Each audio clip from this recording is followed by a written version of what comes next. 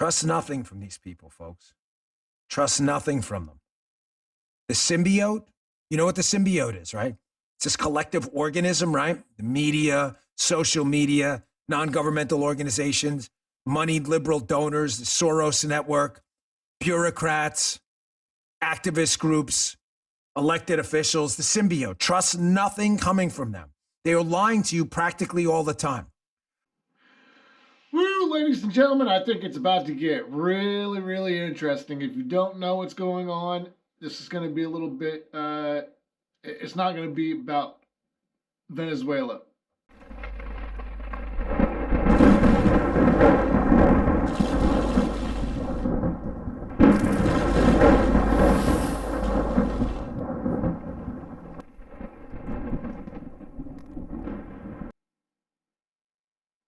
Welcome to the show, ladies and gentlemen. This is What If News. My name is Michael Bontrigger. Thank you so much for being here. Please like, subscribe, share. Ladies and gentlemen, I think it started in 2016, if not even before that, but it most certainly started when this right here was said.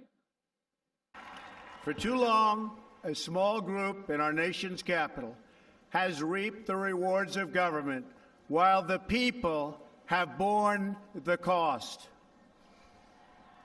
Washington flourished, but the people did not share in its wealth.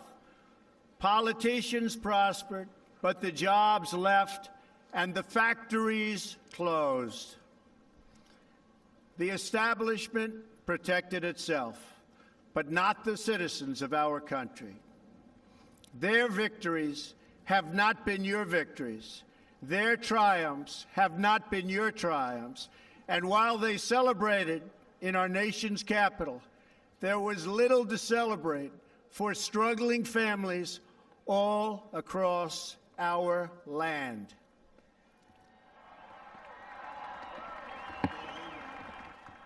That all changes starting right here and right now, because this moment is your moment. It belongs to you. That moment in history, I believe the day changed. Everything changed that day. What was said on that stage to we, the American people, and to the world has been really a remarkable thing to watch over the years. From the Russian hoax to the indictments to the impeachments, none of that in order, obviously. From the relationships that have been made all over the world, with NBS, we'll go with that. But don't ever forget that it is really coming to this head. Biden's brother, Jim Biden, was hired to broker a $140 million Saudi deal when Joe was the VP, docs reveal. Oh, really? So Biden's brother, Jim Biden, while brokering this deal, he added that he was tapped to represent Hill in these meetings, quote, because of course the Biden name, didn't hurt, Sullivan recalled.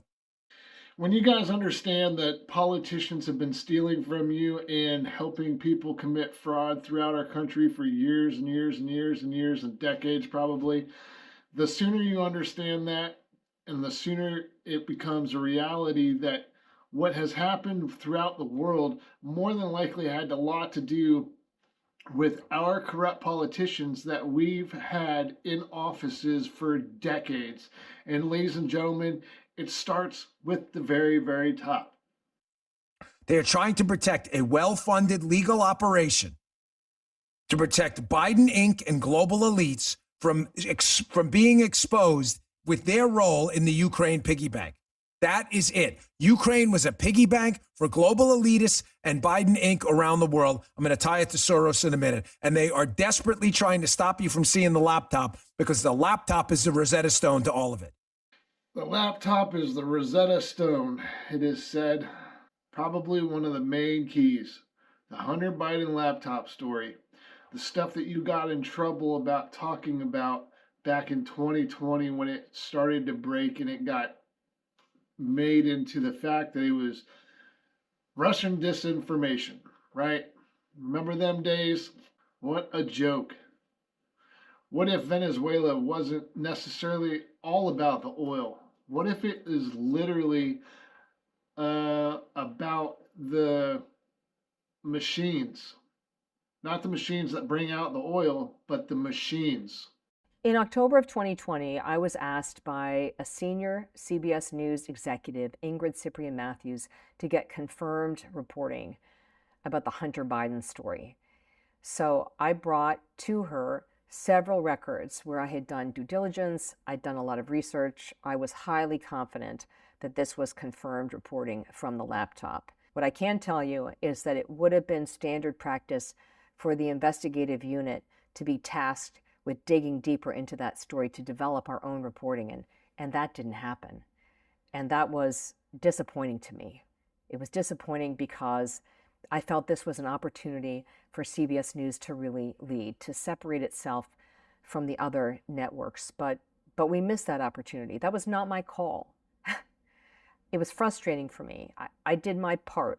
I got the records like I was asked, but a decision was made somewhere higher up within CBS, just not to pursue it at that time.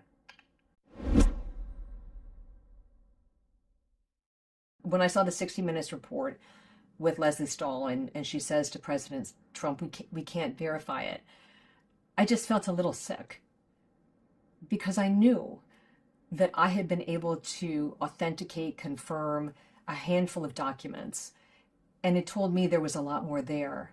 And if you put a lot of reporting muscle behind it, you could verify a lot of those records.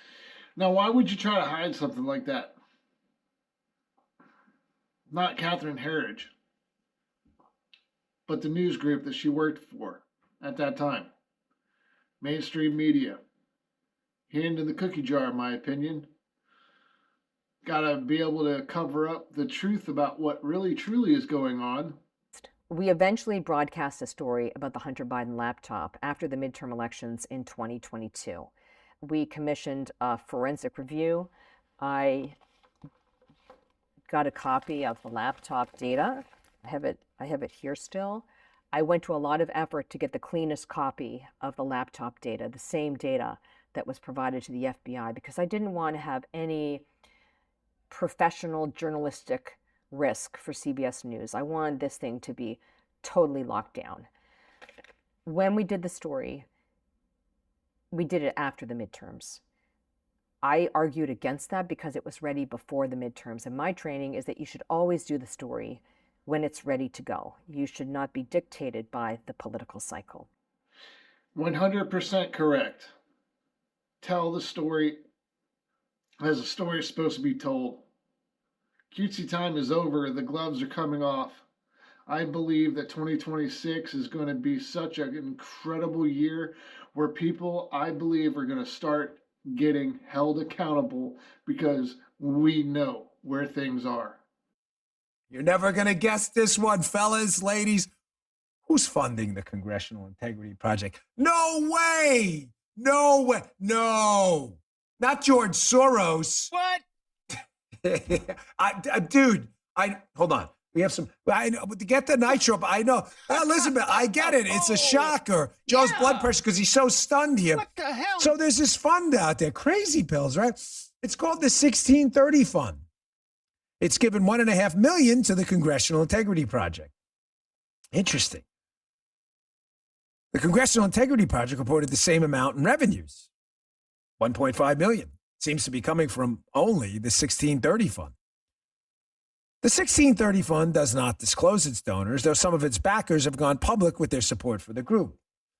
The billionaire Democrat donor George Soros has disclosed contributions of $24.9 million to the 1630 Fund in 2021 alone, according to the grants database. So weird. Follow the money, ladies and gentlemen. The money leads to everything. If you cut off the money, which is the head of the snake, you're able to figure out all kinds of things.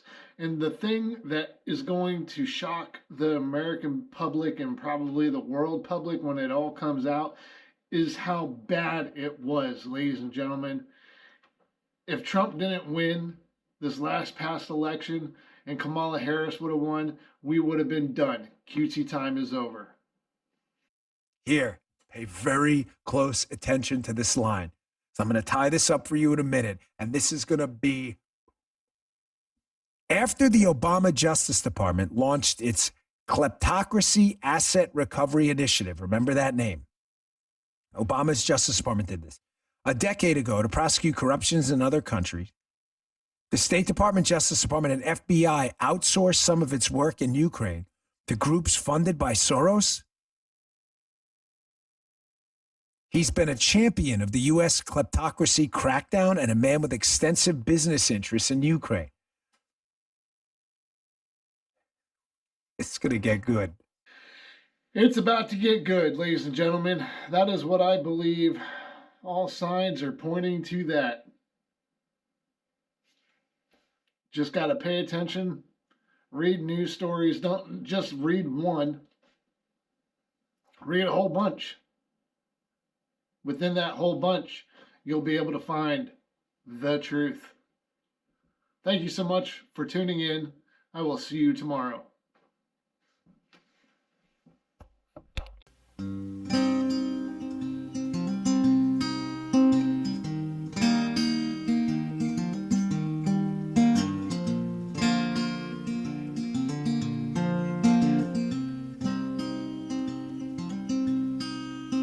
Sits down in his rocking chair, staring out a window pane.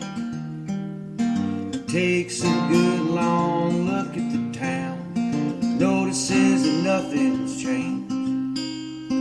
Heads down to the water hole, he's looking just to quench his thirst. Knows damn well when he gets down there, it's only making matters worse. He's grown tired of always being alone. He's grown tired of always getting stoned.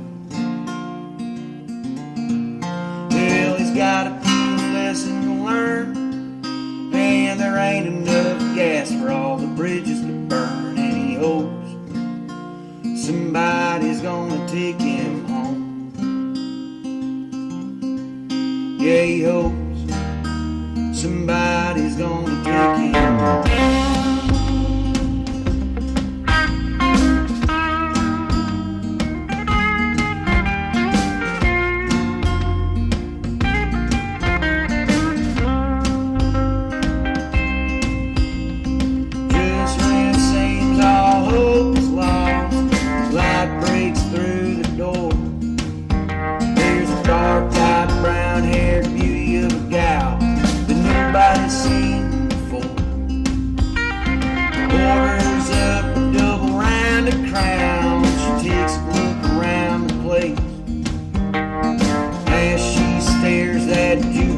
Down. She says, boy, they're all the same. And she's grown tired of always being